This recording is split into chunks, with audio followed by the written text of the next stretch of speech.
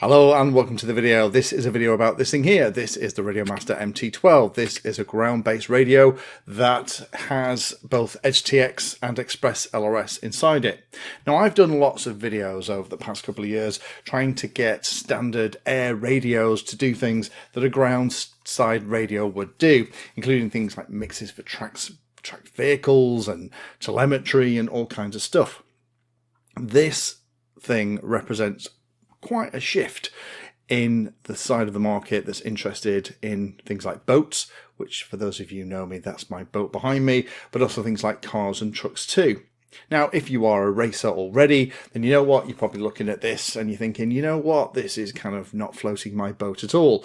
But for all those of you that have wanted much more programmability, lots more features, but also the ability to have very complicated models. Those of you, for example, that I know have very complicated radio controlled trucks and diggers and things like that, where you've wanted more switches and more programmability, this is right up your street. Now, I'll put time codes down below to all of the questions that I'm about to answer, and hopefully after watching this, you'll be a little bit more familiar with it. Now, for those of you that aren't familiar with HTX, HTX is the operating system that's on here. If I press the power button, welcome to HTX. Switch warning. HTX is the system that's actually running on here that allows you to program everything. It's the successor to something called OpenTX, if I can even say that, and it is incredibly powerful. It allows you to do all kinds of stuff. Everything that you can do on an OpenTX or an HTX traditional radio that's been around for many, many years, you can now do on this little fella as well. So let's go through each of the questions in turn. Again, time codes down below. So the first question is, will it bind to other ExpressLRS receivers? There are lots of options around. RadioMaster make a full setup. They released lots of PWM versions recently, and there are lots of other manufacturers making ExpressLRS receivers too. The great thing about ExpressLRS is that it is an open standard protocol. No one owns it. So somebody like FreeSky or somebody else can't decide that they no longer want to support it and leave you in the lurch. It also gives you lots of flexibility about where you can get your bits from. You don't have to get exactly the same stuff. If you have a receiver that you like the look of that is ExpressLRS, then it'll bind to the radio. And this radio is exactly the same as all the others. The other big benefit of ExpressLRS is it does some really cool things, like it has full telemetry back to the radio, and you can also bind multiple receivers to it too. So you can get to 8-channel receivers or more if you wanted, and you can then via a Wi-Fi screen actually go in and assign the different outputs to be where you want them to be. So if you had a really complicated model, you could have one receiver in the cab of an articulated vehicle maybe, and that's for the horn, the lights, the steering, and the main motor that's going to move it forward. You could have another receiver in the back, and that might be operating the flatbed that maybe has a crane on it or something else, and all that stuff can be bound to the same radio. The next question that I asked a lot was, what about the latency? Well, the cool thing is that HTX and ExpressLRS have both been used widely in the quadcopter racing part of the hobby, and those guys are pretty aggressive about any kind of latency at all. So if it's good enough for them, I'm sure that for the vast majority of drivers out there of radio controlled trucks, boats, cars, it's probably going to be fine too. I appreciate that those of you out there who will have your existing equipment and really love it, and that's absolutely fine.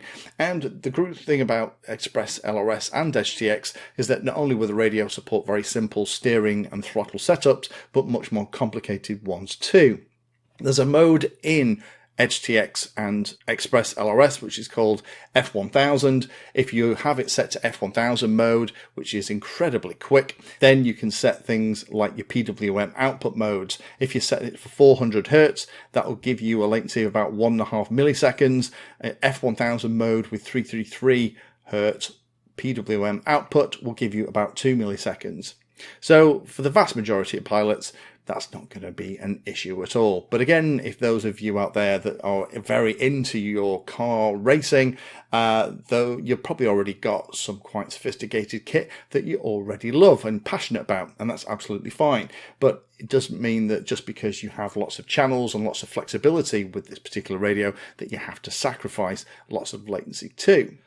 Next question that I got quite a lot was, can it be set up for different types of vehicle? The answer is absolutely. I actually have a video where I have already gone through and made one that talks about how to set it up for a tracked vehicle. Again, because this is EdgeTX and it is the same operating system as all other EdgeTX and OpenTX powered radios that are around, all of the stuff that I've done previously showing you how to do stuff will work on this radio too. So tracked vehicles, very complicated setups, being able to have drive modes where the controls will work one set of outputs with a switch in one position, and they'll be able to flick them to another set of outputs for another position. So potentially you could drive the digger into position, then flick the switch, and then the controls then control the actual digger arm on that model. That's absolutely the kind of stuff that you can very easily do.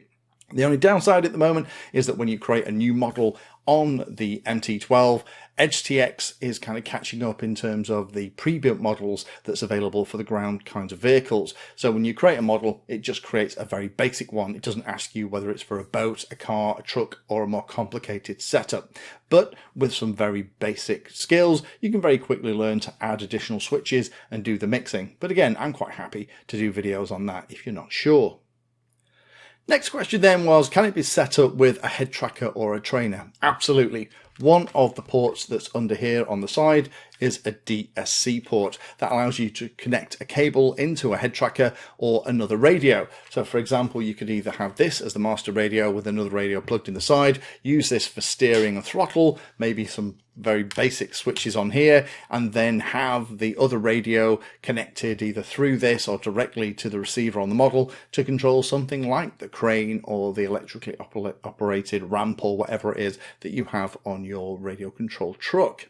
With the option to add another module in here, the nice thing is that if you remove this little piece at the top, there is a module bay that goes onto the top of it here and snaps into position. You can also include other modules as well, and you can also then set up things like wireless trainer functions, so you don't have to have a cable between this and the other radio. See all those other videos around about how you set up things like the trainer function, but that's something that's absolutely available here. It's been part of Open and EdgeTX for a very long time and really allows you to have very complicated setups with multiple controllers, either with this as the master and the other radio plugged into this, or the other radio being the one connected to the receivers and this then connected to that to just manage things like the steering and the throttle and a couple of other basic controls like lights or horn too.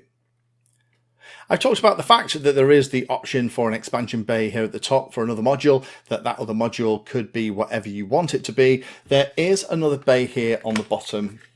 Now this modular bay at the bottom is designed to allow you to add additional controls, and the two that I have here for examples, one is a 5-way joystick and the other is a pair of 2-position switches. And what you can do is just plug them into position, route the cable underneath where the batteries plug in at the bottom of the controller and plug it into where I'm showing here with the red arrow. That allows you to add extra things at the bottom here. So if you wanted to, a little 5-way joystick, you could have this set up for maybe the arm of the grabber or something if it's an RC digger, or you can add the 2 additional switches if you want them to control things like sirens and lights on the RC car too. So having these 2 module bays allows you to add a lot of additional functionality and customize the radio to be what you need it to be for the models that you have. So hopefully that's useful for those of you that have been interested in the RadioMaster MT12. For somebody like me that's been using Open and EdgeTX along with ExpressLRS in their aircraft for a very long time, being able to access that kind of power and flexibility in a ground radio is incredibly nice. If you are new to all this, I appreciate that things like ExpressLRS and EdgeTX can appear a little bit overwhelming. Again, loads of videos here on the channel that explain that in quite a lot of detail. But if you are interested in how any of that is done specifically with the MT12, then do let me know. If there's enough interest, I'll absolutely make specific videos for this radio to show you how to access all of that goodness. Thank you for watching the video. If you watch my videos and find them useful, then please take a moment to hit the like and subscribe button. It helps the channel a lot. If you really like what I'm doing here, you can become a Patreon and support the time I spend helping others and get access to lots of exclusive benefits. Link is in the video description. Remember that all the videos on the channel are organized into playlists, so you can easily use those playlists to find all the videos on a subject that you are interested in. Add Painless 360 to your searches on Google and YouTube, and it'll help you find my content for any particular topic. Thanks again for watching, and as always, happy flying.